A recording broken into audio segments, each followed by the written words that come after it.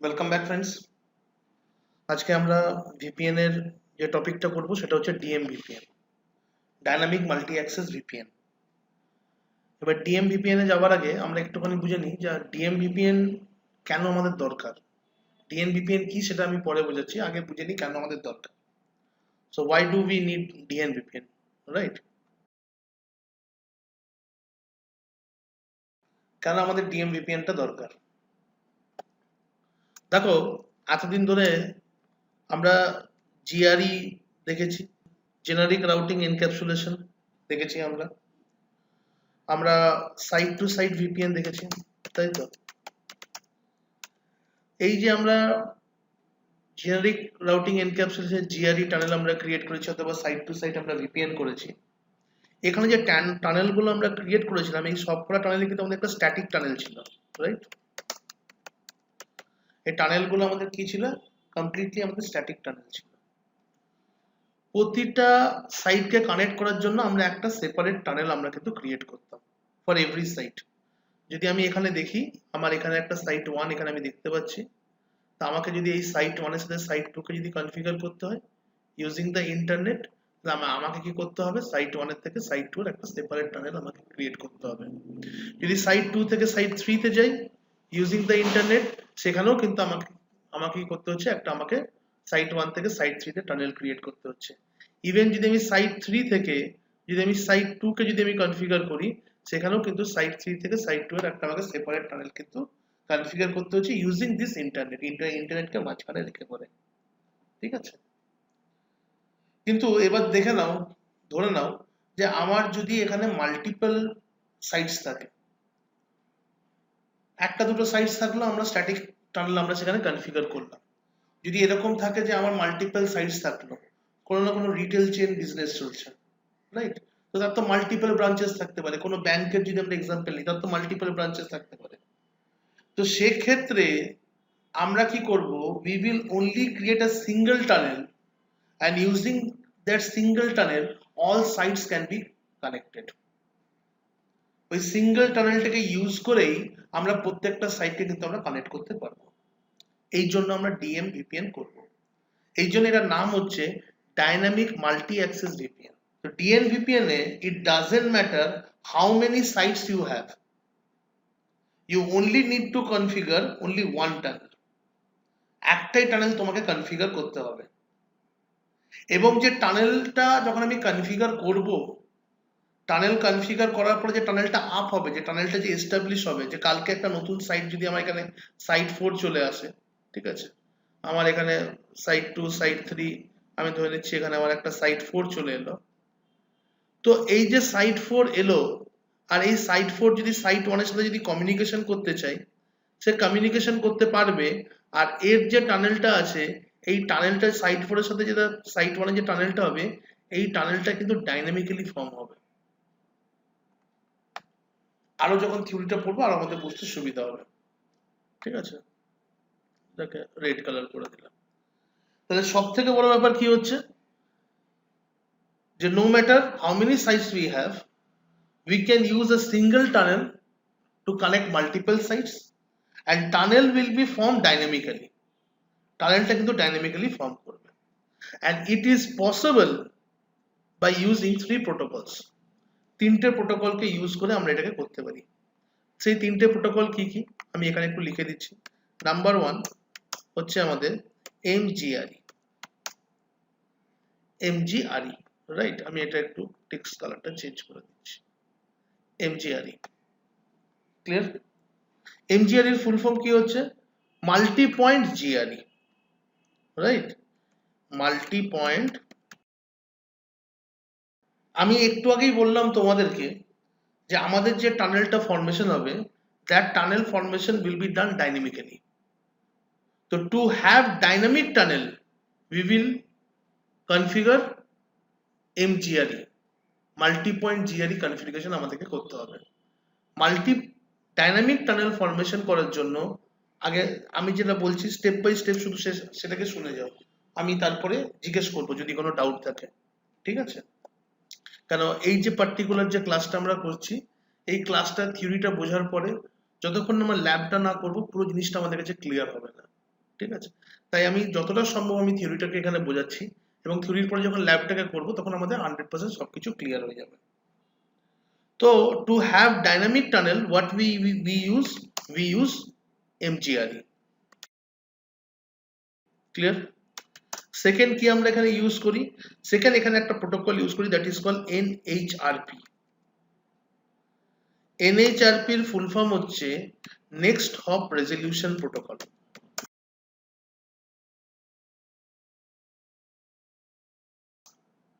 NHRP কি কাজ করে আমি ওর ডিটেলসে আসবো, শুধু এখন একটুখানি বলে দিচ্ছি।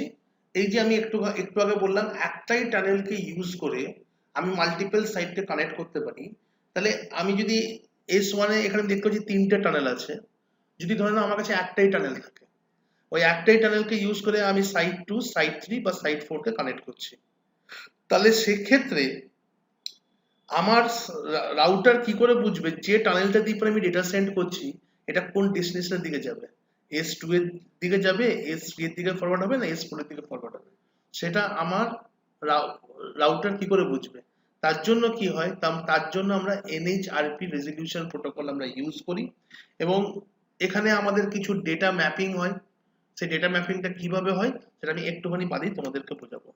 থার্ড যেটা আমরা এখানে ইউজ করি দ্যাট ইজ IPsec। IPsec নিয়ে আশা করি আমার কিছু এখানে বলার নেই। ফর সিকিউরিটি পারপাস আমরা যাতে আমাদের টানেলটাকে আমরা সিকিউরলি, যে ট্রাফিকটা যেটা কমিউনিকেট করছে between the sites using the tunnel, সেই টানেলটাকে সিকিউর করার জন্য আমরা কিন্তু এখানে IPsec ইউজ করি। আমি এখানে বলতে পারি to provide security to the tunnel. ঠিক আছে, to provide security to the tunnel.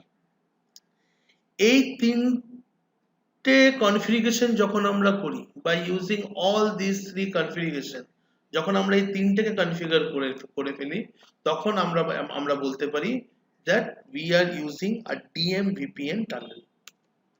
আমরা DMVPN টানেল আমরা ইউজ করছি। অনেক ক্ষেত্রে এটা আমি বলে রাখি যে অনেক ক্ষেত্রে আমরা IPsec যদি ইউজ না করি, যদি আমি বলি যে আমি একটা MGRE টানেল করলাম আর NHRP আমি সেখানে কনফিগার করলাম ম্যাপিং এর জন্য, তো যদি আমি MGRE আর NHRP কে আমি যদি কনফিগার করি তাহলে কি আমার DMVPN টানেল হবে না? না, তাহলে আমাদের DMVPN টানেল কিন্তু হচ্ছে না। তাহলে এটা একটা নর্মাল আমার একটা মাল্টি পয়েন্ট GRE টানেলই আমি এস্টাবলিশ করলাম।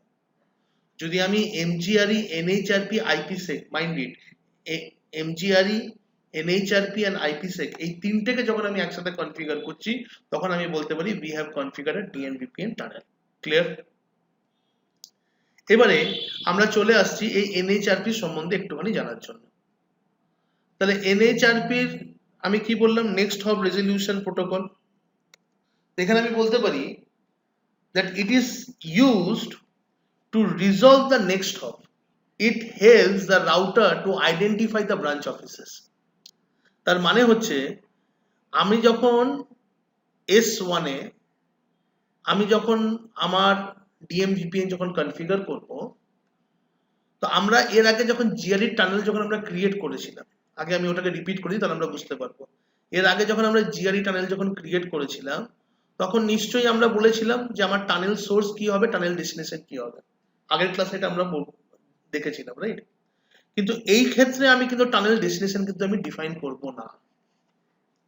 যেটা আমার মানে আমি যদি এখানে হাব এন্ড স্পোক মডেলের কথাটা ভাবি, যেভাবে আমরা ফ্রেম রিলে করেছিলাম, ওখানে কি থাকবে? সেন্ট্রাল রাউটার আছে যেটাকে আমরা এজ হাব বলছি, and all the branch officer are considered as a spoke, right? তো যে হাব রাউটারটা থাকবে, হাব রাউটারে কিন্তু আমরা কখনোই বলে দেবো না who are your spokes, that will be learned dynamically by the hub। কি করে ডাইনামিক্যালি লার্ন করবে আমি সেটা বোঝাবো। তো NHRP এর কাজ হচ্ছে it helps the hub router to resolve who are the remote clients।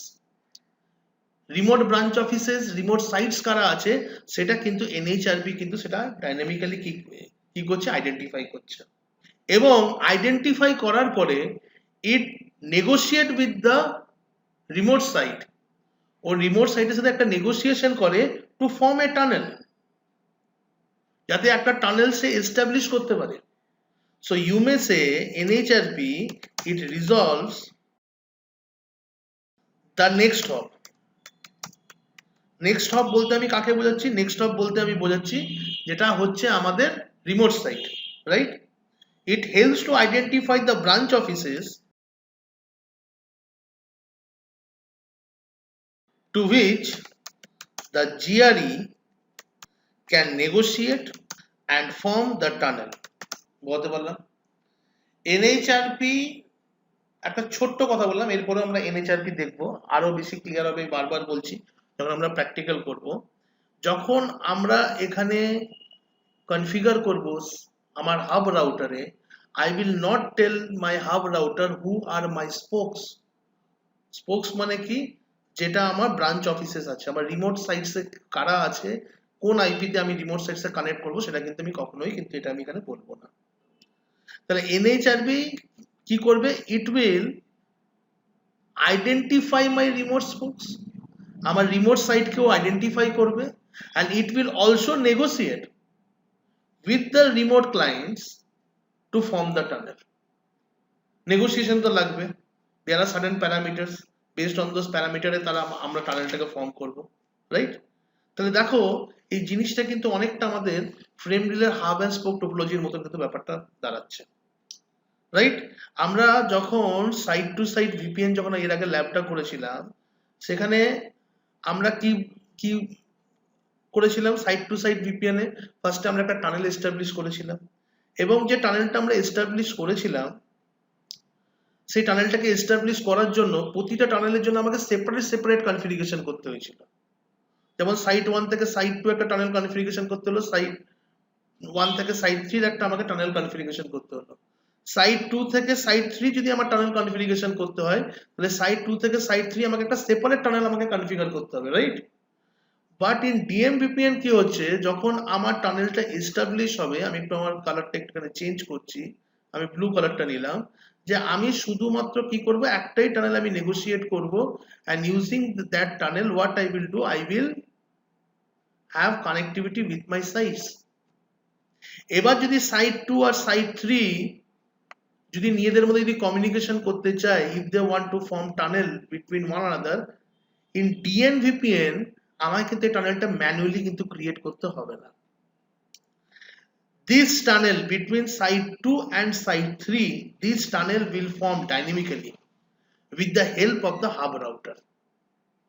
এই হাব রাউটারটা কি হচ্ছে, এই হাব রাউটারটার কাছে কিছু ইনফরমেশন থাকবে, যে ইনফরমেশন গুলো আমার স্পোক ইনিশিয়ালি কি করবে, you may say it will gather the information of the other sites. Site 2 কি করবে, সাইট 3 ইনফরমেশনটা সাইট 1 এর কাছ থেকে গ্যাদার করবে, এবং সাইট 2 কি করবে, ও ইনিশিয়েট করবে ডাইনামিক্যালি, যাতে ও সাইট 3 এর সাথে একটা টানেল কিন্তু বা একটা কমিউনিকেশন যাতে এস্টাবলিশ করতে পারে, টানেল সে ফর্ম করতে পারে, ঠিক আছে? তো ইন ডিএম ভিপিএন এ আমাদের টোপোলজিটা কিরকম হয়, এখানে আমি একটা টোপোলজি যদি এখানে ডায়াগ্রাম করি, যে আমার যে হাব রাউটারটা আছে, suppose this is my hub router, ঠিক আছে, this is my hub router.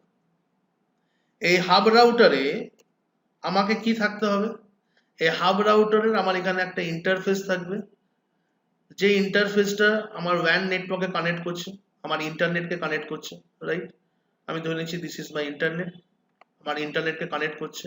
তাহলে এই হাব রাউটারে কি হয়, আমার যে ইন্টারফেসটা ইন্টারনেটকে কানেক্ট করছে, সেখানে আমার কি দরকার হবে, একটা পাবলিক আইপি দরকার হবে। তো এখানে অবভিয়াসলি আমার একটা স্ট্যাটিক পাবলিক আইপি লাগবে, রাইট? আমাকে একটা স্ট্যাটিক পাবলিক আইপি কিন্তু এখানে পজিটিভলি এখানে আমাকে কিন্তু দিতে হবে। এটাকে আমরা অনেক সময় কি বলে, এনবিএমএ অ্যাড্রেসও বলা হয়। যে এনবিএমএ অ্যাড্রেস কোনটাকে বলা হচ্ছে, যে স্ট্যাটিক পাবলিক আইপিটা আমার হাব রাউটারে আছে, সেটাকে আমরা কি বলি, সেটাকে আমরা বলি এটা ইট ইজ জাস্ট, মানে অনেক সময় আমরা এটাকে এনবিএমএ অ্যাড্রেসও বলি, রাইট? যে স্পোক গুলো থাকছে, মানে ডিফারেন্ট সাইটস গুলো থাকছে, ঠিক আছে, আমি এখানে সাইট 1 এখানে আমি লিখে দিচ্ছি, সাপোজ যে স্পোকটা থাকছে সাইট 1, সাইট 1 এর এখানেও আমার একটা ইন্টারফেস থাকবে, এখানেও আমার পাবলিক আইপি থাকবে কি থাকবে না, অবশ্যই থাকবে। কিন্তু এই যে পাবলিক আইপিটা আমার সাইটে থাকছে in DM VPN, this could be static or this could be dynamic. এটা স্ট্যাটিকও হতে পারে, or this could be dynamic. কেন আমি এখানে বললাম এটা আমার স্ট্যাটিক আইপিও থাকতে পারে, কেন এখানে ডাইনামিক আইপিও থাকতে পারে? এর কারণ হচ্ছে এখানে যে আইপিটা থাকছে সেই আইপিটা এরকমও হতে পারে যে আমি স্ট্যাটিক পাবলিক আইপি দিলাম, অথবা আইএসপি থেকে আমাকে একটা dynamic public IPO DSCP through দিয়ে আমাকে প্রোভাইড করতে পারে। আর এখানে আইপিটা চেঞ্জ হলে কেন আমার কাছে কোনো অসুবিধা নেই, কেন হাবকে কখনো আমি বলছি না যে who is going to B your destination IP. তোমার ডেস্টিনেশন এন্ডটা কে, ডেস্টিনেশন আইপিটা কে, যার সাথে তুমি টানেল ফর্ম করবে, সেটা কিন্তু হাবকে আমি কখনো কিন্তু জানাচ্ছি না। তো সেই জন্য যদি আমার কোনো সাইটে ডাইনামিক আইপিও থাকে তাতেও অসুবিধা নেই, কেন সেটা কিন্তু হাব রাউটার নিজে রিজলভ করবে। কিভাবে রিজলভ করবে সেটা আমি আসছি, এবং রিজলভ করার পরে সে ওটার সাথে নেগোসিয়েট করে সে নিজের মতো করে টানেল ফর্ম করবে। তো অ্যাকচুয়ালি আমার বলার উদ্দেশ্য হচ্ছে আমার যে হাব রাউটারটা থাকছে ডিএম ভিপিএন এ, সেখানে কিন্তু আমাকে স্ট্যাটিক পাবলিক আইপি দিতে হবে। কেন স্ট্যাটিক পাবলিক আইপি এই জন্য দিতে হচ্ছে, কেন যে কটা আমার সাইটস থাকবে, সেটা সাইট 1 হোক, সেটা আমার এখানে সাইট 2 হোক, যে কটা আমার সাইট থাকবে, এই প্রতিটা সাইট যখন আমি কনফিগার করব, সাইটকে কিন্তু আমাকে বলতে হবে হু ইজ ইয়োর হাব, আমার সেন্ট্রাল হাব রাউটারটা কে, সেটা কিন্তু আমাকে সাইটকে কিন্তু ইনফরমেশনটা দিতে হবে। whereas যখন আমি হাব কনফিগার করব, হাবকে কিন্তু আমি এটা বলছি না we will not configure who are the spokes, হাবকে কিন্তু আমরা এটা কখনোই বলছি না যে তোমার স্পোকস কারা হচ্ছে। that will be formed dynamically, that will be learned dynamically by the hub router using the NHRP protocol. NHRP protocol K use করে কিন্তু আমরা কি করছি, ডাইনামিক্যালি আমাদের যে সাইটস গুলো আছে সেই সাইটস গুলোকে আমরা লার্ন করছি। তাই যদি সাইটসে কোনো ডাইনামিক বা স্ট্যাটিক যে কোনো আইপি থাকতে পারে, তাতে আমার কিছু অসুবিধা নেই, সেটা হাব রাউটার লার্ন করে নেবে। বাট whereas হাবে কেন আমার স্ট্যাটিক আইপি দরকার, কেন সাইটস যখন আমি কনফিগার করব, সাইটস গুলোকে আমাকে স্পোকস যেগুলো আছে should know where is the hub, who is the hub in the network। আমার এই টোপোলজির মধ্যে আমার হাব রাউটারকে সেটা কিন্তু সাইটস গুলোকে কিন্তু জানতে হবে। তাহলে এখান থেকে আমি এটা বুঝতে পারছি আমার যে হাব রাউটার হচ্ছে, hub router is ready to accept any spoke invitation from the remote client. যে কোনো ইনভিটেশন বা যে কোনো রিমোট স্পোক কিন্তু হাব রাউটারের কাছে কিন্তু কি করতে পারে, নেগোসিয়েশনের জন্য কিন্তু টানেল নেগোসিয়েশনের জন্য রিকোয়েস্ট সেন্ড করতে পারে।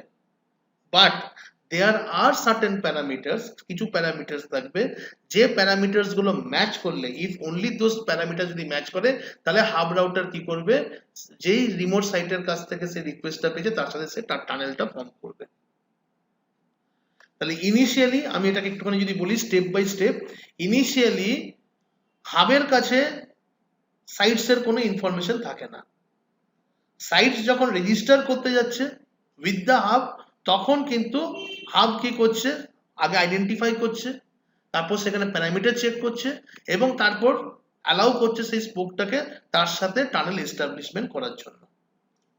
ইভেন স্পোক 1 আর spoke 2 if they wants to communicate with one another, যদি স্পোক 1 আর স্পোক 2 নিজেদের মধ্যে যদি কমিউনিকেশন করতে চায়, তাহলে ইনিশিয়ালি কি হবে, initially hub router will help this spoke to build up their communication।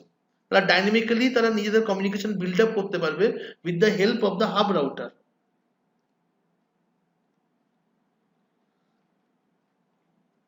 This hub router will inform the spoke router about another spoke router। এই হাব রাউটারটা অন্য স্পোককে একটা মানে এই হাব রাউটার S1 স্পোককে S2 স্পোকের সম্বন্ধে কিন্তু জানাবে। কি করে জানাবে, কেন অলরেডি হাব রাউটার S2 স্পোককে কিন্তু আগেও রিজলভ করে নেবে বা নিয়েছে, তার ইনফরমেশন তার কাছে অলরেডি NHRP প্রোটোকলে ক্যাশ করা আছে। যখন তার কাছে NHRP প্রোটোকলের থ্রু দিয়ে ইনফরমেশন ক্যাশ করা থাকছে, সেই ইনফরমেশনটাই ও S1 বা সাইট 1 কে, সাইট 1 এ যে রাউটারটা আছে তাকে সেই ইনফরমেশনটা পাস ডাউন করছে। সিমিলারলি সাইট 2 রাউটারকেও ইনফরমেশন পাস ডাউন করছে অ্যাবাউট সাইট 1। সাইট 1 এ কোন রাউটার আছে, তার ওখানে কি আইপি রান করছে, সেই ইনফরমেশনটাও কিন্তু হাব রাউটার কিন্তু তাকে পাস ডাউন করছে সাইট 2 কে।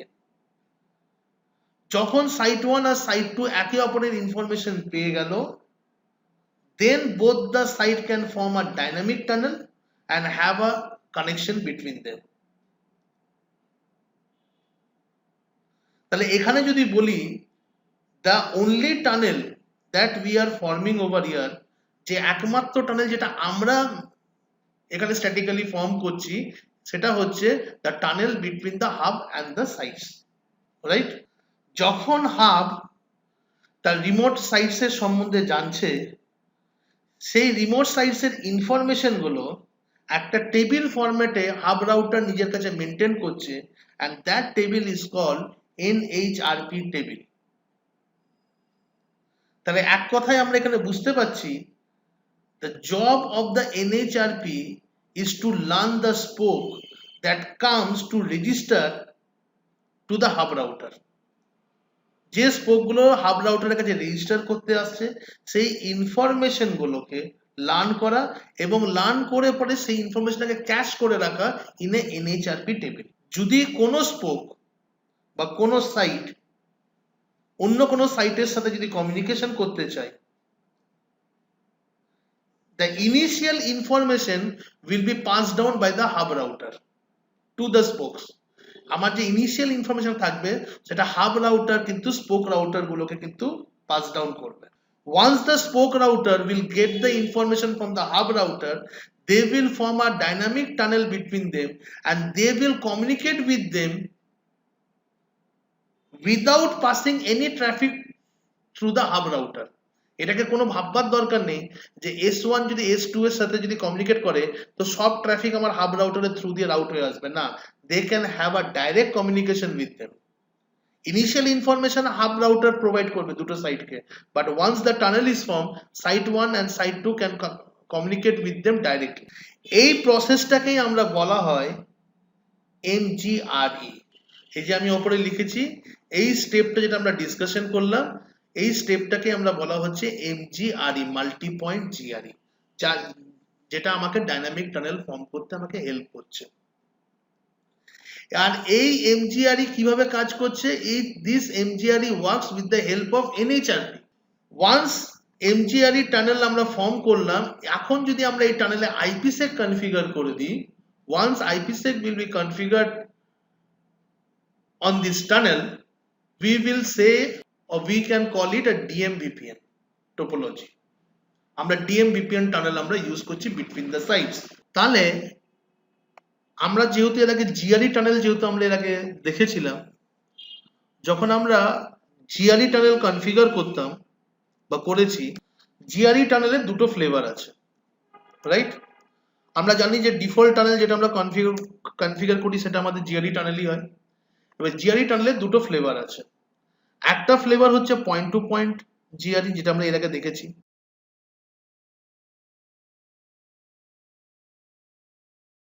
সেকেন্ড এক্সাম্পল হচ্ছে point to multi point MGRE। ঠিক আছে? তাহলে GRE টানেলের দুটো ফ্লেভার হয়, পয়েন্ট টু পয়েন্ট GRE আর সেকেন্ড ফ্লেভার হচ্ছে পয়েন্ট টু মাল্টি পয়েন্ট, যেটা আমরা ডিসকাস করছি। ক্লিয়ার? MGRE। তাহলে আমরা যখন DMVPN কনফিগার করব তখন আমরা কোন টানেলটা ইউজ করছি, কোন ফ্লেভারটা ইউজ করছি GRE টানেলের? MGRE, point to multi point. এই কনফিগারেশনটা, এই প্রোটোকলটা আমরা এখানে ইউজ করছি। তো যদি আমাদের কনফিগারেশন ডিফারেন্স দেখতে হয় between GRE and MGRE, configuration difference যদি আমাকে এখানে দেখতে হয়, আমি এখানে একটু কালারটা চেঞ্জ করে নিচ্ছি। যখন আমরা GRE কনফিগার করতাম তখন কিভাবে আমরা GRE টানেল কনফিগার করতাম? আমরা ফার্স্টে একটা টানেল ইন্টারফেস ক্রিয়েট করতাম, রাইট? ইন্টারফেস টানেল 0, ঠিক আছে? তারপরে আমরা এখানে কি করতাম? আইপি অ্যাড্রেস দিতাম। সাপোজ আমার টানেল আইপি অ্যাড্রেস ধরে নিচ্ছি আমি 192.168.0.1 থাকতো, ঠিক আছে? সাবনেট মাস্ক দিতাম। নেক্সট যেটা আমরা এখানে করি সেটা কি? টানেল সোর্স আমরা ইনফরমেশন দিই। তো আমরা এখানে টানেল সোর্স দিচ্ছি। টানেল সোর্স কি হয়? Public IP of the interface, তাই তো? আমাদের যে পাবলিক আইপি আছে, আমি পাব আইপি লিখলাম অন দ্য ফিজিক্যাল ইন্টারফেস। সেই ফিজিক্যাল ইন্টারফেসটাকেও আমরা মেনশন করতে পারি, অথবা তার পাবলিক আইপিটাও সেখানে আমরা দিতে পারি। টানেল ডেস্টিনেশন কি দিতাম? Public IP of the remote site, তাই তো? তো public IP of the remote site, right? এটা ছিল আমাদের জিআরই কনফিগারেশন। যদি যখন আমরা এমজিআরই কনফিগার করব তখন আমার ডিফারেন্স কি হবে? ছোট্ট একটা ডিফারেন্স হবে।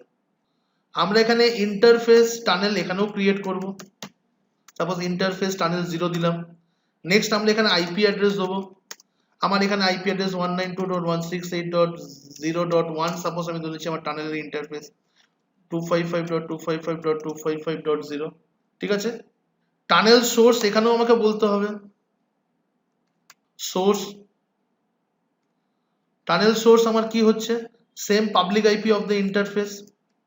এখানে যখন আমি টানেল ডেস্টিনেশন বলবো এখানেই আমাদের জিনিসটা চেঞ্জ হয়ে যাবে। যখন আমাকে টানেল ডেস্টিনেশনের জায়গায় আমাকে লিখতে হবে I will never declare my destination.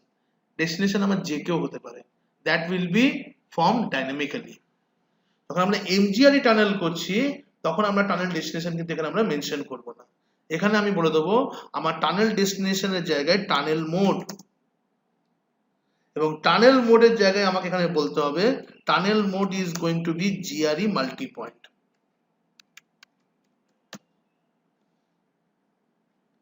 ঠিক আছে? তাহলে দেখো যখন আমি এই হাব রাউটারকে যখন আমি কনফিগার করব, ঠিক আছে, হাব রাউটারের আমার যে এখানে টানেলটা ফর্ম হবে, এই টানেলটা যে আমি ফর্ম করব এটা কি টানেল হচ্ছে?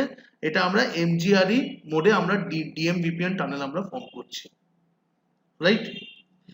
আচ্ছা, আমাদের যে সাইটস গুলো থাকবে এই সাইটস গুলোতে যখন আমরা টানেল ফর্ম করব সেটা কি আমাদের জিআরই মোডে আমরা করব, পয়েন্ট টু পয়েন্ট মোডে করব, না এমজিআরই মোডে করব? এটা আমরা জিআরই মোডেও করতে পারি, এটা আমরা এমজিআরই মোডেও করতে পারি, সেটা কোনো অসুবিধা নেই। কিন্তু যেটা আমাদের হাব রাউটার হবে, it should always form a tunnel using a mGRE mode.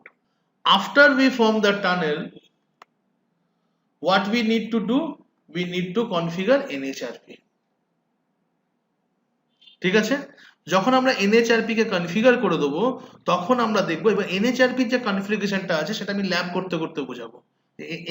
NHRP configuration আমাদেরকে কিছু জিনিস বুঝতে হবে, তো সেটা আমি এখন বোঝালে তোমরা বুঝতে পারবে না। তাহলে বেসিক কনসেপ্টটা কি ডিএম ভিপিএন এর, তাহলে সেটা ক্লিয়ার হয়েছে আশা করি, যে ডিএম ভিপিএন কেন আমরা ইউজ করি। কনসেপ্ট ইজ ভেরি সিম্পল, ঠিক আছে? যে আমরা যখন, আমি আগেই বলেছিলাম, জিআরইতে আমরা পয়েন্ট টু পয়েন্ট টানেল করি, ডিএম ভিপিএন আমরা point to multi point tunnel করি। ডিএম ভিপিএন এ মেনলি আমাদের এই তিনটে প্রোটোকলস আমাদের ইউজ হয়, একটা হচ্ছে এমজিআরই, একটা হচ্ছে এনএইচআরপি, আর একটা হচ্ছে আইপিসেক। যখন আমরা তিনটে প্রোটোকলকে আমরা ইউজ করছি তখন আমরা বলতে পারি we are forming a DM VPN tunnel. যদি আমি কোনো একটা প্রোটোকলকে এখানে বাদ দিই, কোনো একটা প্রোটোকল মানে যদি আমি আইপিসেকটাকে যদি ইউজ না করি, তাহলে আমার সেটা টানেল ফরমেশন একটা হচ্ছে, বাট ওটা সিকিউর টানেল হচ্ছে না। So it's a normal mGRE tunnel. যখনই আমি ওই এমজিআরই টানেলটাকে আমি সিকিউর করে দেবো, we can call it a DM VPN tunnel. ঠিক আছে? এবার আমরা ল্যাবের দিকে আগে এগিয়ে যাই।